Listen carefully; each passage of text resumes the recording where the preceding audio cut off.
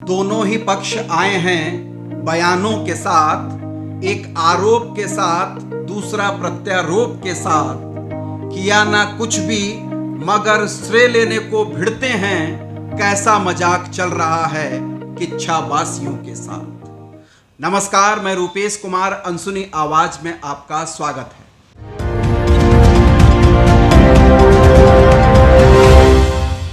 जनता बोली मैं जनता हूं, जवाब आया नेताजी बिजी हैं।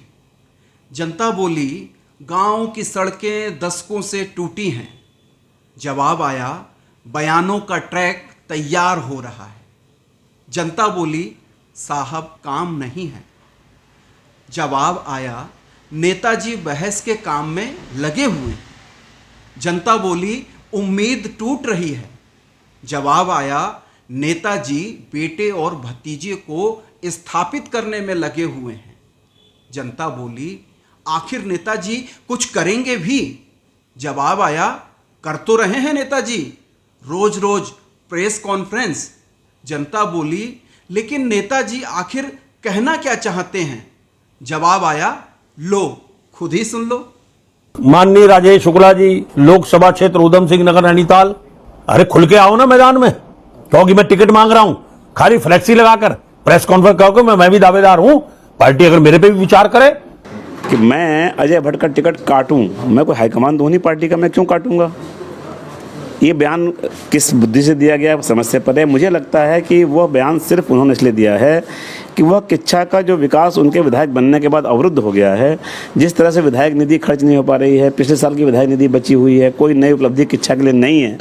ऐसे प्रश्नों पर हम उन्हें जब घेरते हैं या सवाल खड़े करते हैं तो उससे बचने के लिए वो इस तरह की अनर्गल बातें करके बहस को दूसरी तरफ मोड़ना चाहते हैं। विधायक निधि तो 5 करोड़ मिलती है साल में, अब मिलनी शुरू हुई है। आज 5 महीने हो गए, आपके सामने कहना चाहता हूं। मार्च के बाद 6ठा महीना अगस्त में शुरू हो जाएगा और विधायक निधि की ये हालत है कि सारे विधायक रो रहे हैं जाके सीडीओ ऑफिस में। विधायक निधि रिलीज नहीं हो पा रही, इनकी ये हालत है अधिकारियों की। मेरा साफ साफ कहना है कि वो अपनी पार्टी की चिंता करें।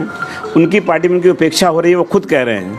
क्यों हो रही है ये विचारणीय प्रश्न है। मुझसे करो आप, कांग्रेस आपको पूछ नहीं रही, आपको बीजेपी पूछ रही है। आपकी तो ना जिलाध्यक्ष आया ना आपके यहाँ विधायक आए।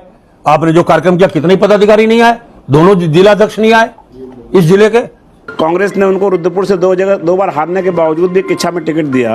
अब वो उसी कांग्रेस के नहीं हो रहे हैं, वो अपने पुत्र मोह में अपने पुत्र को स्थापित करने के लिए भाजपा की दहलीज पर रोज खड़े हैं, भाजपा के दरवाजे पर आकर रोज वो माथा पटक रहे हैं कि मुझे भाजपा में ले लो। बीजेपी के दरवाजों पर भटक रहे हैं। मैं उनसे पूछना चाहता हूं कि राजनीतिक दल, क्या मुख्यमंत्री के पास हम विकास के लिए जाएंगे तो किसके पास जाएंगे?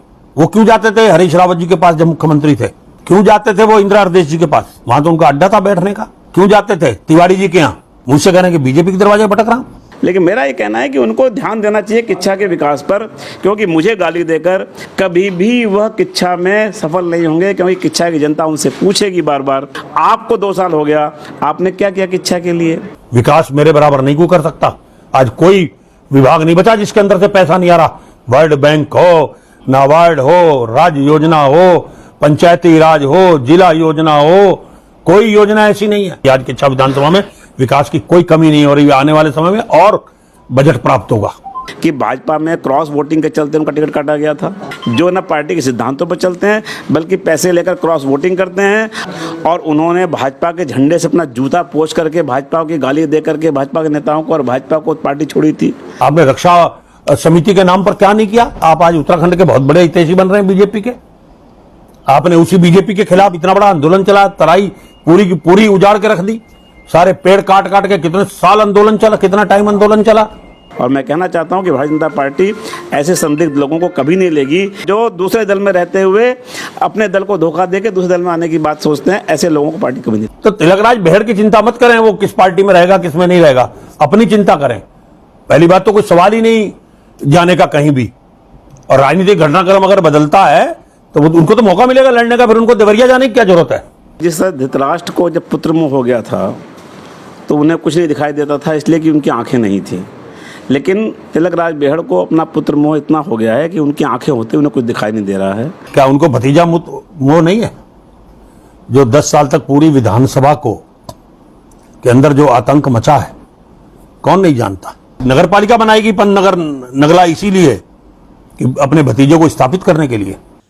देखा दर्शकों, बयानबाजी में कोई किसी से पीछे नहीं है।